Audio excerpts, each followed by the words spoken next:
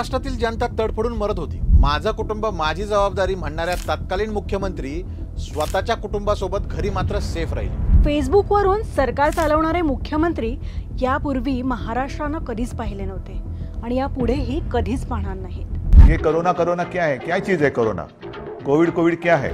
Corona काळात फेसबुकवर live होण्याव्यतिरिक्त तत्कालीन मुख्यमंत्र्यांनी काही केलं नाही असं नाही, त्यांनी बऱ्याच गोष्टी केल्या। बरं, घोटाळे करणं इतकी सोपी गोष्ट वाटली का?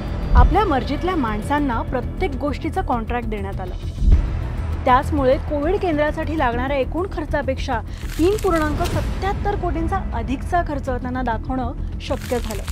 त्याचबरोबर 1200 रुपयांचा थर्मामीटर सहजपणे 6,500 विकत घेता आली। या त्यांच्या माणसांना हाताशी घेऊनच MVI काळात हे असे जम्बो घोटाळे त्यांनी केले। ही मंडळी इथेच थांबली नाही, तर त्यांनी डॉक्टरांच्या नियुक्तीमध्ये देखील निर्लज्जपणे घोटाळा केला। फक्त कागदावर डॉक्टरांची अपॉइंटमेंट झाली, त्यांच्या नावानं बिलही निघालं, मात्र प्रत्यक्षात डॉक्टर उपलब्धच नव्हते। पुरेसे डॉक्टर्स नाही, तर कधी बेड्स नाही, औषधांची कमतरता आणि ऑक्सिजन सिलेंडरचा शॉर्टेज, या सगळ्या भोंगळ कारभारामुळे कित्येकांचे या सरकारनं जीव घेतले। बरं, मरणानंतरही या रुग्णांची सुटका झालीच नाही। या नराधमांनी कफन घोटाळा करून माणुसकीला काळीमा फासली। 2200च्या बॉडी बॅग्स तब्बल 6,719 रुपयांना खरेदी केल्या आणि लोकांचे हाल झाले। 3-4 दिवस झाले तरी काही मेडिसिनची पूर्तता नव्हती। दररोज आम्ही लिस्ट देत होतो मेडिसिनची, हे मेडिसिन गरजेचे आहेत, पण 4 दिवसानंतरही त्यातले काहीच मेडिसिन पुरवले जात नव्हते।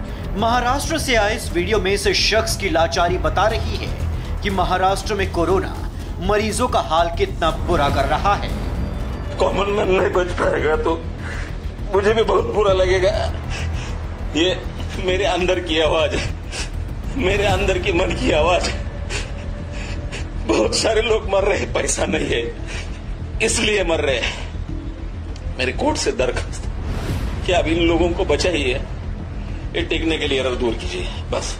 हे बाईट्स ऐकून मन सुन्न झालं असेल। सगळ्यांनाच ते लॉकडाऊनचे भयंकर दिवस आठवले असतील। एका अहवालानुसार महामारीच्या काळात प्रतिदिन 10 लाख रुपयांपेक्षा जास्त घोटाळे होत होते आणि कोरोनाच्या जीवाणूपेक्षा हे घोटाळेच महाराष्ट्रातल्या कित्येकांच्या मृत्यूचे कारण ठरले। निर्णय तुमचाच आहे, कारण हा देश आपला आहे, हे राज्य आपलं आहे आणि ते कोणाच्या हातात द्यायचं हा निर्णय देखील आपलाच आहे। जय हिंद, जय महाराष्ट्र।